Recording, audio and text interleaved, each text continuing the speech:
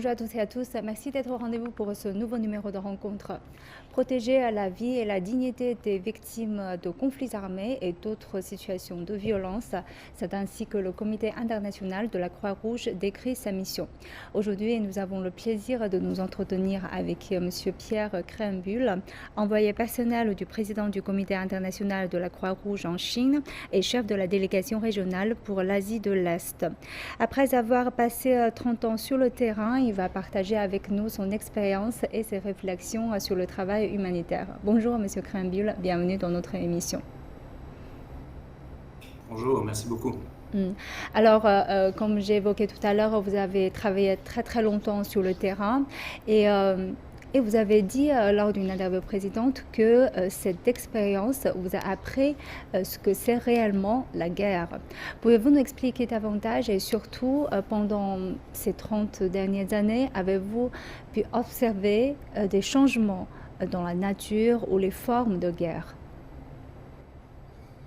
Oui, il ne fait aucun doute que la nature et les formes des conflits armés ont beaucoup changé sur ces dernières décennies. Les moyens et les méthodes de guerre se sont développés. Les outils et les moyens sont de plus en plus sophistiqués. On vit aussi depuis plusieurs décennies à l'âge du nucléaire et nous savons donc que l'humanité a développé les moyens de sa propre destruction. Mais ce que j'ai observé sur le terrain pendant de nombreuses années, c'est quelque chose de beaucoup plus simple. Et c'est le fait qu'indépendamment de la nature de la guerre, indépendamment des types d'armement, indépendamment des motifs, qu'ils soient politiques, économiques ou sociaux, qui mènent à la guerre, la nature profonde de la guerre est avant tout mesurée par ses terribles conséquences humaines. Et en ça, je dois dire que la guerre ne change pas. Elle tue, elle blesse, elle déplace, elle sépare, elle humilie et elle marque profondément des vies individuelles, des communautés entières. Et je crois que c'est ça qu'il faut véritablement prendre en compte. Et une chose qui me frappe beaucoup, c'est que le monde se comporte parfois comme si la guerre était quelque chose d'inévitable dans l'histoire humaine. C'est un avis que je ne partage pas. Et je crois que c'est très urgent pour le monde de développer de nouvelles idées, de nouvelles approches en ce qui concerne la prévention des conflits et la résolution des conflits. Donc vous avez évoqué un point important, c'est-à-dire que avant de parler du travail humanitaire, peut-être la prévention, c'est surtout très important. Alors, comment observez-vous aujourd'hui, vous avez évoqué tout à l'heure que la forme et la nature des guerres ont beaucoup changé. Donc, est-ce que les conséquences ont quand même eu une différence aussi? Donc, quelles sont aujourd'hui les plus graves conséquences de la guerre sur les populations et est-ce que le public est pleinement conscient de cela? Je pense que c'est très difficile pour des personnes qui ne vivent pas quotidiennement au milieu des conflits armés de se rendre compte exactement de ce que ces conflits amènent comme conséquences humaines. C'est tout à fait normal d'ailleurs, parce que c'est parfois difficile de se plonger, d'imaginer l'horreur de la guerre. Ce qui nous frappe beaucoup aujourd'hui, c'est la durée moyenne des conflits armés auxquels nous sommes confrontés. Le CICR travaille depuis plus de 70 ans en Israël et Palestine. Le CICR est engagé depuis 42 ans en Afghanistan. Nous travaillons depuis plusieurs décennies dans des conflits comme la Somalie, la Colombie, la République démocratique du Congo et ailleurs. Et donc, il faut essayer de s'imaginer ce que ça veut dire pour les personnes qui sont confrontées sans fin à ces situations de guerre. Je l'imagine parfois tout simplement en me souvenant de l'âge que j'ai et dans plusieurs de ces pays, si j'étais né en Afghanistan ou si j'étais né en République démocratique du Congo, j'aurais peut-être passé l'entièreté de ma vie en situation de conflit. Et c'est ça que vivent les populations au quotidien, c'est un combat permanent pour la survie individuelle, la survie de la famille, la survie des communautés. Et puis c'est surtout une absence d'horizon. C'est une des choses les plus terribles, je pense, pour les populations. c'est de ne pas savoir quand ça va se terminer, c'est de ne jamais savoir ce qu'on peut planifier pour sa famille, pour un avenir différent. Et aujourd'hui, en plus de la durée des conflits, ce qu'on constate, c'est qu'il y a une combinaison d'effets qui vient de la pandémie du Covid, des changements climatiques, et les populations qui sont déjà affectées par la guerre sont en plus affectées par ces nouveaux défis et sont confrontées à ces défis. C'est donc aussi une situation de cumul qui rend la situation très difficile pour les populations affectées. Donc, c'est-à-dire c'est la durée et la complexité qui s'ajoutent à ces effets qui va subir les populations, c'est ça. Mm. Alors, on voit que la mission de CICRR est décrite comme protéger la vie et la dignité des victimes de conflits armés et d'autres situations de violence et de leur porter assistance. Donc, on voit que l'année 2021 touche à sa fin. Est-ce qu'on peut aujourd'hui faire un bilan de votre travail, le travail humanitaire de CICR pendant l'année 2021? Alors c'est vrai que chaque année est un défi particulier pour le CICR. Une des choses qui nous paraît la plus importante, c'est de pouvoir se concentrer sur la question de protéger la vie et la dignité des populations dans toutes les situations de conflit armé ou de violence armée. C'est clair que le CICR travaille dans plusieurs contextes qui sont régulièrement à la une de l'attention publique et médiatique. On pense à la Syrie, on pense à l'Afghanistan, on peut penser à d'autres situations. Mais il y a de nombreux contextes qui ne sont jamais au centre de l'attention et où les populations souffrent également, sont dans le besoin. Je pense par exemple à des contextes comme le Mozambique ou la République centrafricaine, le Nagorno-Karabakh. Actuellement, il y a aussi des nouvelles situations de violence, par exemple dans les îles Salomon. Parfois, le CICR intervient directement, parfois il est en soutien de sociétés de Croix-Rouge ou de Croissant-Rouge, nos partenaires principaux. Il faut donc vraiment réussir à s'adapter en permanence. Et je crois qu'une des choses qui est un motif de relative satisfaction ou quelque chose qui est positif, c'est que le CICR a réussi à préserver ses opérations dans plus de 105 contextes à travers le monde. Ça veut dire qu'on arrive à s'adapter, ça veut dire qu'on arrive à maintenir des activités en faveur des populations, et ça c'est quelque chose qui pour nous est très important. Donc, c'est-à-dire que votre activité n'est pas vraiment énormément affectée par la pandémie de Covid-19. Est-ce qu'on peut dire ça? Alors tout d'abord, la pandémie, elle a un impact qui est extrêmement fort sur des millions de personnes à travers le monde, y compris dans des situations de conflit armé. Donc ça nous a forcé, comme organisation, de nous adapter profondément. On a dû intégrer cette dimension de la pandémie Covid-19 dans les formes de réponse que nous apportons aux populations. Parce qu'évidemment, il y a des populations qui sont doublement affectées.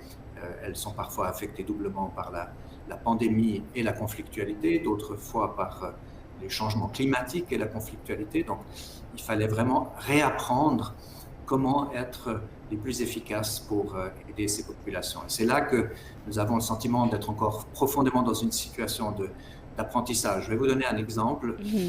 On parle beaucoup de l'équité en termes d'accès aux vaccins. Et on sait très bien que c'est un grand problème. C'est d'ailleurs un problème que la Chine soulève souvent, aussi dans ses communications. Le CICR également. Parlons beaucoup de l'importance d'assurer une équité sur le plan de l'accès aux vaccins. Mais souvent, on en parle en termes d'équité entre pays.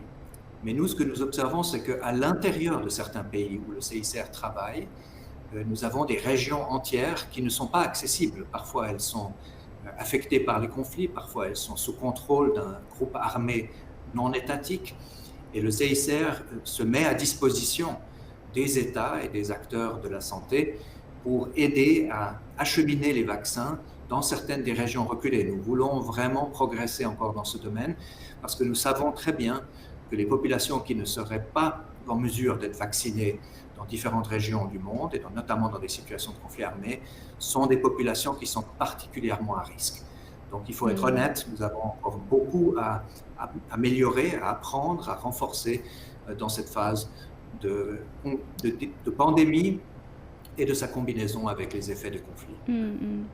C'est vrai qu'avec la pandémie, tout le monde apprend de nouvelles façons de vivre, de nouvelles façons de travailler. Euh, donc ça crée vraiment un contexte assez particulier pour ces années. Alors quels sont les souvenirs qui vous marquent le plus alors pour cette année 2021? Alors, les souvenirs de 2021 sont nombreux, hein. Je pense qu'on pourrait faire une très très longue liste, mais personnellement, j'ai été très frappé à nouveau et très marqué par les effets, les conséquences humaines des bombardements, par exemple, à Gaza, ou de la cruauté de la guerre au Yémen, de la situation extrêmement dramatique et d'une souffrance sans fin en République démocratique du Congo. Mais il est évident que les changements qui sont intervenus en Afghanistan sont parmi les moments les plus marquants de cette année 2021. Et je le mentionne aussi parce que au CICR sont très nombreux les collègues qui ont travaillé en Afghanistan personnellement. C'est également mon cas. Nous sommes donc comme organisation très attachés à ce pays, un pays qui vraiment mérite une autre voie, mérite un horizon, mérite d'autres perspectives. Et nous souhaitons vraiment à la population qu'il puisse y avoir là un changement vers du plus positif. Je le mentionne aussi parce que je trouve très important, lorsque nous parlons des populations affectées, comme en Afghanistan, d'éviter de parler des gens uniquement comme des personnes qui sont victimes d'une situation. Vous Mm. savez, à travers tout le travail que j'ai effectué, que mes collègues effectuent tous les jours dans différents conflits de la planète, nous savons que les populations qui sont prises au piège de ces dynamiques de conflit sont des gens comme vous et moi, avec les mêmes espoirs, les mêmes attentes.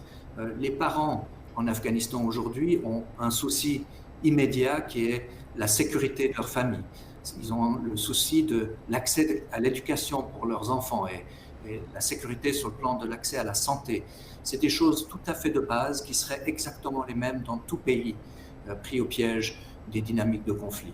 C'est pour ça qu'il faut vraiment veiller à comment nous parlons de ces communautés, à comment nous participons en termes de langage aussi, à transmettre une image correcte en fait de leurs aspirations.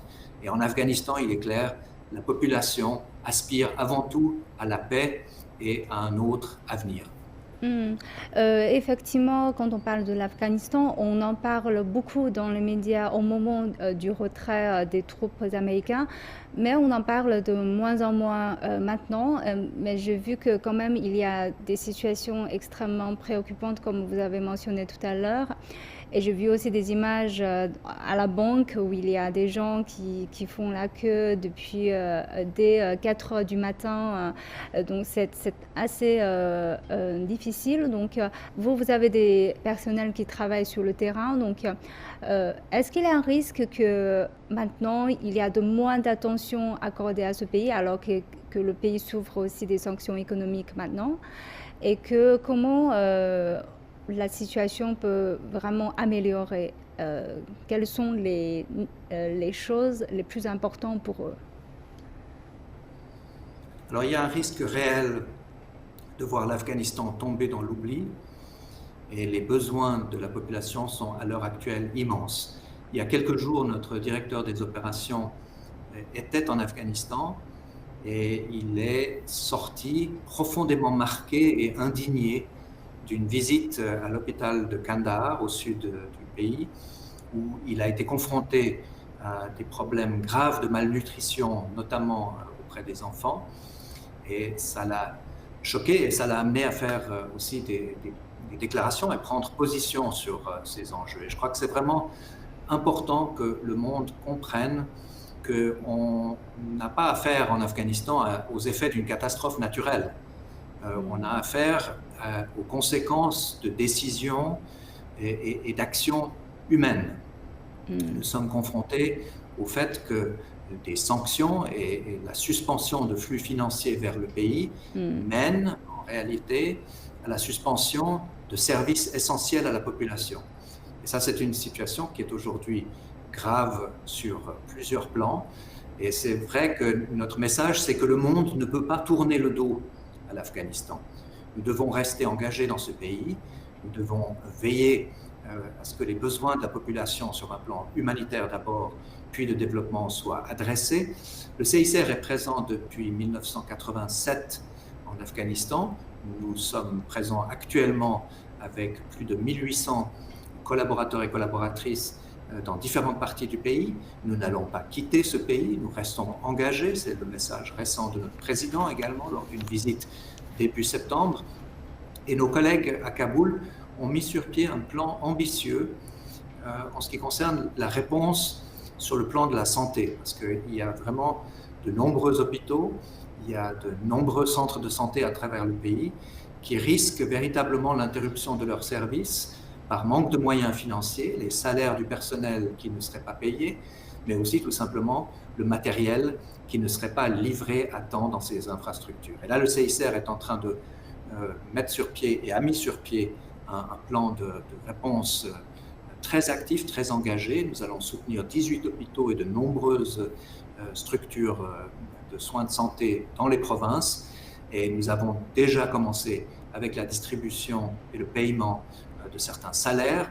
C'est donc une étape très importante. Nous allons le faire pour les prochains 6 mois, mais nous espérons vraiment que le monde va trouver d'autres solutions plus durables, parce que fondamentalement, nous savons que la réponse essentielle pour l'Afghanistan n'est pas au niveau de l'action humanitaire. L'action humanitaire est un pont vers de perspectives qui devraient être meilleures. Mais je voudrais aussi rajouter ici que dans le cadre de tout cet effort que nous faisons sur le plan de la santé, nous saluons le fait que la Croix-Rouge chinoise a effectué une contribution financière au CICR pour soutenir notre travail dans l'hôpital de Mirwais à Kandahar. Et ça, c'est une contribution qui va aider à sauver, à protéger des vies. Et nous nous réjouissons de ça et espérons que nous allons pouvoir encore développer cette collaboration plus avant. Ce que vous avez évoqué m'a fait penser à une chose. En travaillant sur le terrain pendant très longtemps, est-ce que la situation que vous avez décrite, avez-vous quelquefois senti une sorte d'impuissance face à ce genre de situation? C'est-à-dire que la guerre est terminée, la guerre en Afghanistan est terminée, mais en raison des décisions, comme vous avez évoqué tout à l'heure, c'est pas une catastrophe naturelle, c'est vraiment des décisions faites par des personnes, des humains aussi, on voit que la conséquence un peu égale à la continuation de la guerre. Donc, est-ce que parfois vous avez le sentiment, vous pouvez éprouver une sorte de sentiment d'impuissance devant ce genre de situation? On peut, dans le travail humanitaire, parfois ressentir de l'impuissance, parce qu'on est très conscient de la dimension, à la fin, modeste de l'action humanitaire quand on pense à ce que les populations subissent, ce à quoi elles sont exposées quotidiennement. Et bien sûr qu'il nous arrive aussi parfois d'échouer dans la tentative d'aider des populations. Mais je crois que là où nous tirons l'énergie extrêmement forte, c'est quand on voit le courage, la détermination, cette force incroyable qui existe au niveau des populations elles-mêmes. Parce que bien avant l'arrivée des humanitaires dans un contexte de conflit armé, ce sont les voisins qui vont s'aider, ce sont d'autres membres de la communauté qui vont essayer de partager du matériel ou des vivres dont ils disposent. J'ai souvent été très impressionné par ces réponses locales, cette solidarité fondamentale qui peut exister au sein des communautés. Et donc, quand vous arrivez dans ce contexte-là, vous n'avez pas le droit, en réalité, de vous comporter de manière pessimiste ou d'avoir un regard pessimiste sur une situation. Les populations ont simplement besoin de voir une organisation comme le CICR, une organisation qui est présente et qui cherche, avec ses forces et ses faiblesses, à trouver un chemin qui peut aider les communautés. Je crois que c'est ça qui est... Et vous dites à juste titre qu'une fois qu'une situation de conflit arrive à la fin, ou alors à la fin d'une phase aiguë de conflit, on voit que les conséquences, elles, durent plus longtemps, tout simplement parce que, par exemple, certaines familles, à la fin d'un conflit, vont venir vers le CICR pour dire « nous avons quelqu'un dans notre famille qui a disparu. Nous ne savons pas où cette personne se trouve. Nous ne savons pas si cette personne est encore en vie. Nous ne savons pas ce que nous devons entreprendre pour la retrouver.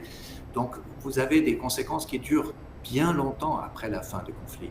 Et c'est exactement pour ça que j'insiste sur ce message que nous devons, comme communauté internationale, comme collectivité humaine, devenir plus actifs, meilleurs à prévenir les conflits et à les résoudre. Parce que les conflits créent des besoins et des drames humains à large échelle, et de laisser ces conflits durer sans fin est quelque chose de vraiment intolérable sur un plan humain. Il faut éradiquer la racine.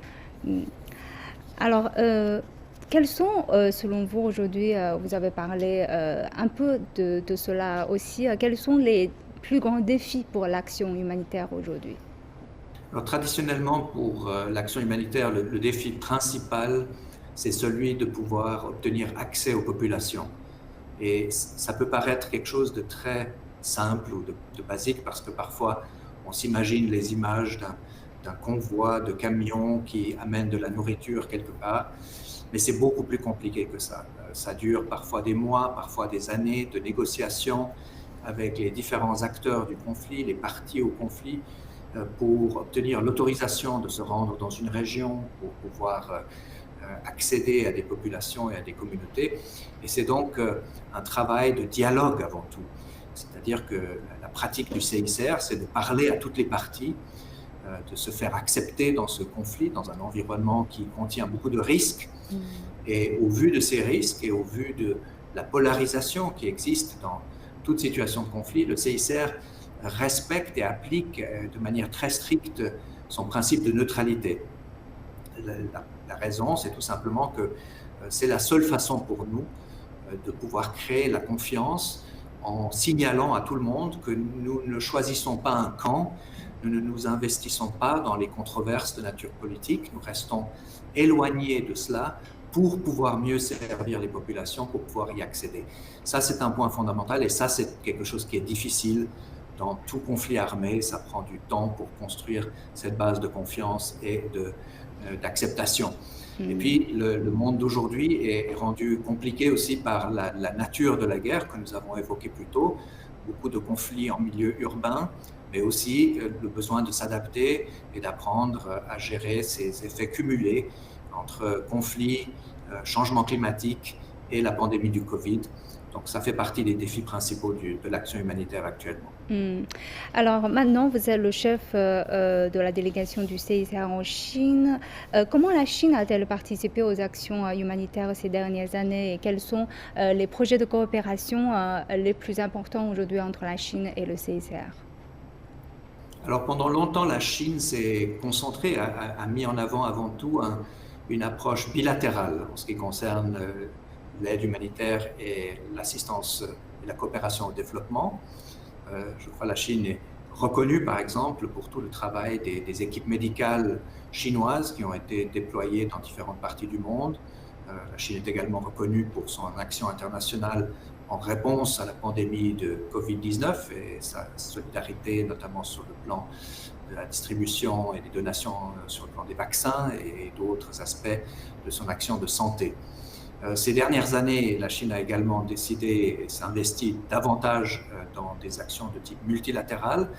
Et c'est là que dans la collaboration et le dialogue que nous avons, notamment avec le ministère des Affaires étrangères, ici à Pékin, avec les dirigeants de la société de Croix-Rouge chinoise, mais aussi d'autres institutions comme Sitka et autres, nous cherchons à promouvoir une collaboration accrue. Et nous avons fait cela très particulièrement ces derniers mois en ce qui concerne l'Afghanistan. Encore une fois, en mettant en avant la connaissance que le CICR a de ce pays, sa présence, sa priorité actuelle, par exemple, dans le domaine de la santé, avec une volonté et un intérêt fort à pouvoir collaborer avec la Chine dans ces différents domaines. Donc c'est actuellement ce qui nous paraît être parmi les dimensions les plus dynamiques de potentiel accru de collaboration. Alors, quels sont vos projets pour l'année prochaine et que faut-il s'attendre dans le futur? Pour 2022, nous avons vraiment l'intention d'approfondir non seulement notre dialogue avec les différentes institutions chinoises, mais aussi ces formes de coopération. Nous avons des collaborations et des contacts de plus en plus étroits à Pékin, mais également dans les différents contextes, les rencontres avec les ambassadeurs chinois dans différents pays africains, mais également en Afghanistan et à New York également, à Genève, entre notre siège et la mission permanente de Chine sur place. Donc il s'agit là vraiment de renforcer, d'approfondir. Ça, c'est ce que nous allons faire parce que nous sommes intéressés d'intégrer davantage les perspectives chinoises sur les questions d'action humanitaire, sur les questions de développement et de coopération, mais aussi sur les questions liées au droit international, y compris le droit international humanitaire qui s'applique dans les situations de conflit armé. Et, en retour, nous croyons que le CICR a véritablement une expérience très riche de réalité de conflits, de contextes complexes, de gestion de crise, et que c'est quelque chose que nous sommes très désireux de partager avec nos contacts chinois, avec nos partenaires chinois. Et c'est quelque chose que nous allons encore approfondir l'année prochaine. Je vous remercie, M. Krembühl, d'avoir partagé vos expériences et vos réflexions avec nos téléspectateurs. Merci à vous. Et je vous remercie d'avoir suivi notre émission. À la prochaine.